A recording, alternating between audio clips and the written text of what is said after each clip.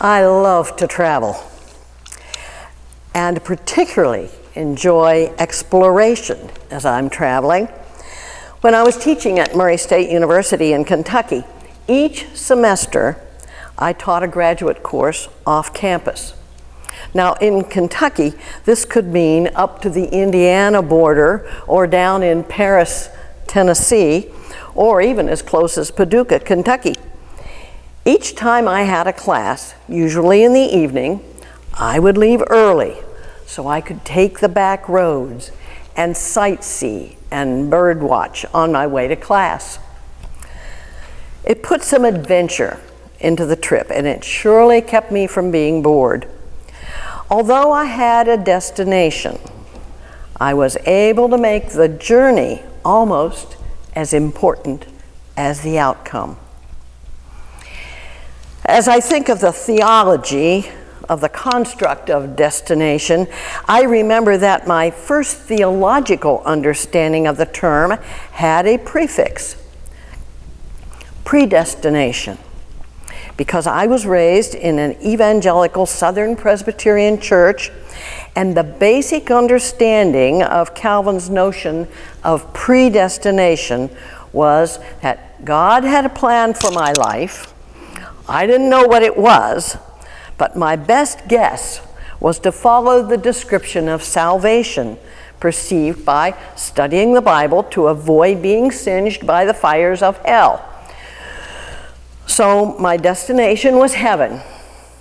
And I remember well the pictures on the cover of our Sunday school books of the golden streets and the beautiful angels. Who wouldn't want to go there?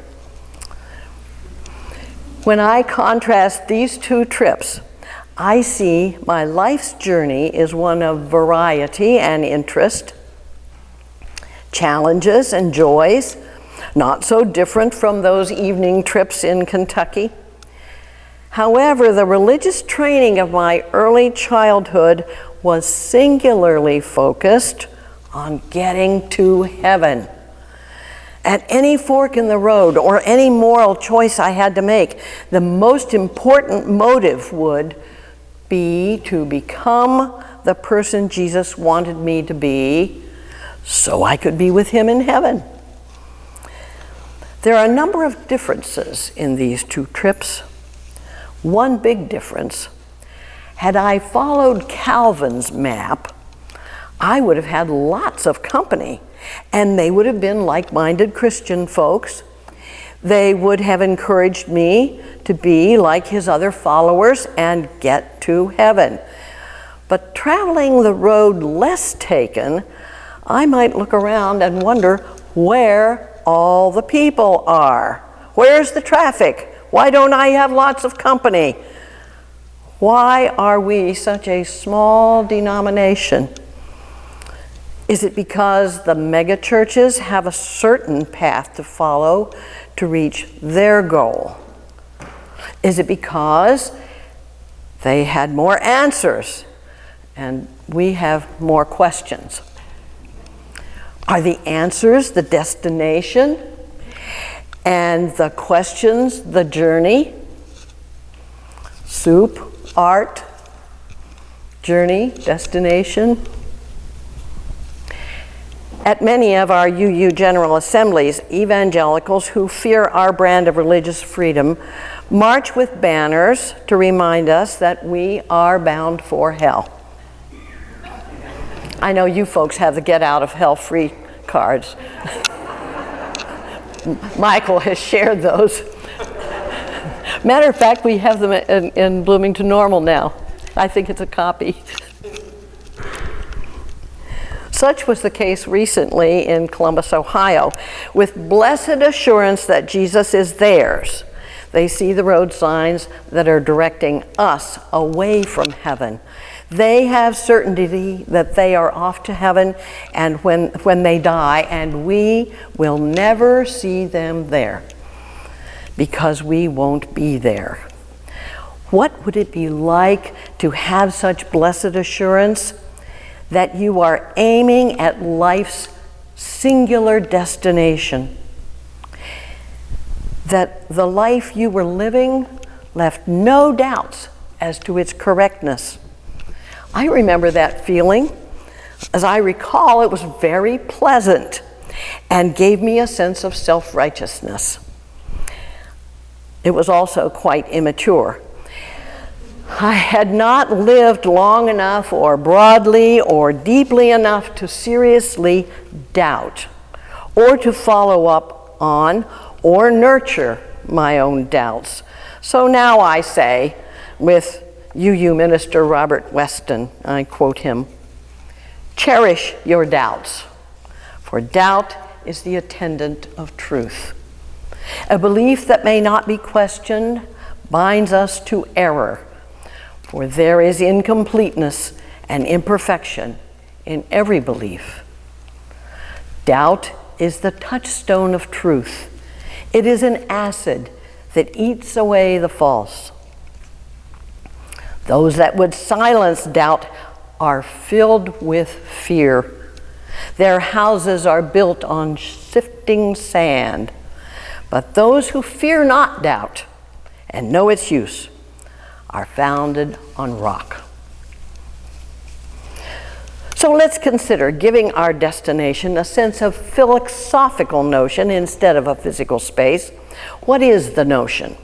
Perhaps we know it. It may begin with social justice, with love of community, with tolerance and compassion, or you may cleave to our 7 principles, which have been written broadly enough for us all to make our individual paths through its verbiage. Or our destination could be such lofty notions as the Universal Declaration of Human Rights of the United Nations. Adopted in 1948, one of the many whereases is, whereas recognition of the inherent dignity and of the equal and inalienable rights of all members of the human family is the foundation of freedom, justice, and peace in the world. Wow, that's a great declared destination. Or make your destination personal spiritual growth. I read that on the cover of your order of service as one of your missions. Karim Abdul-Jabbar recently wrote in a Time magazine article that to pursue personal spiritual growth, one must be open to new ideas and should not get caught in an endless loop of discouragement and despair. He likened that practice to continually drinking out of a carton of sour milk. I thought of that endless loop on an indoor track where Bill and I walk sometimes when it's too rainy to be on the Constitution Trail. That circular track never changes. The scenery is always the same, and everyone's walking in the same direction. There are thus no opportunities to greet others or to stop and exchange pleasantries. There are no squirrels, no birds. To pursue spiritual growth must be our destination. I imagine this as a reminder that if we only rely on the journey metaphor and don't seek a destination of continued spiritual growth, we will be walking in a loop, an endless loop that does not take us beyond our present state. If we presently are seeking to grow as a compassionate person, for example, but we don't aim at that destination, we may muck about wondering why we can't shake our judgmental self that can't generate the passion that must be found beyond blaming and judging, because there is no tisk in compassionate understanding. Forgiveness, for example, does not always come easily for most of us, especially if we've been grinding away at the sense of being wronged and we continually are on that loop of justification. I have a right to be and remain angry at my brother for his behavior toward his vulnerable little sister. But the lack of forgiveness can be likened to taking poison in the hope that your attacker will die from that poison you are taking. It's hard, I know, and I do know, to forgive. But the lack of forgiveness can be likened to that same endless loop, which characterizes a journey with no destination. Journey, destination. Who among us can travel through life with a constantly open and curious approach to the journey? As an experiential learner myself, I can remember relying on the journey metaphor to keep my sights on a future of more understanding, higher goals, being a better person. But the journey can also be mundane if it does not have a clear destination and recognition of progress. Only you can do that for yourself. Recognize the challenge you have given yourself and find joy in mastering that goal. Seeking new destinations is a challenge, one that requires great creativity and energy. It is hard, but it is soul work. Emerson advised us clearly on this matter: do not go where the path may lead. Go instead where there is no path and leave a trail.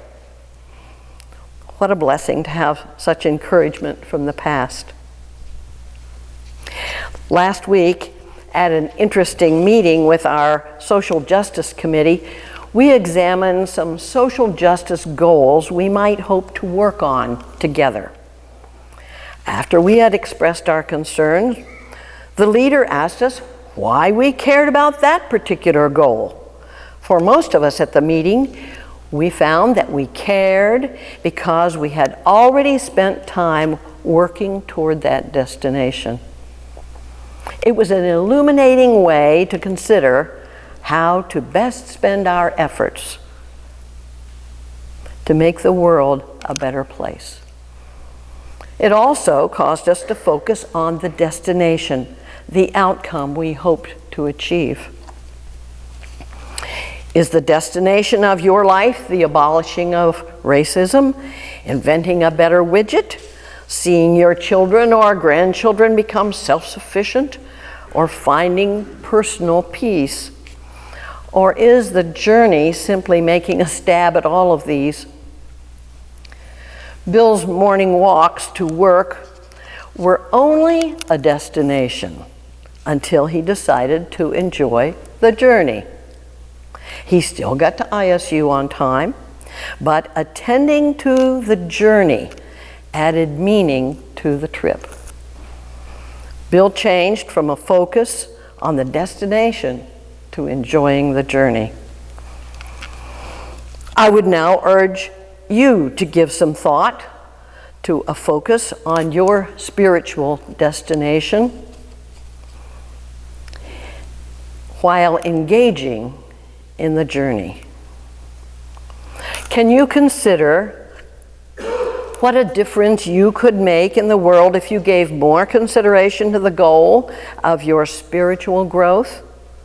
In addition to following Emerson's suggestion to leave a trail, that is, to encourage others to work toward a destination of being a change for good in your home, your neighborhood, your world, rest assured that you are not alone. May it ever be so, and amen.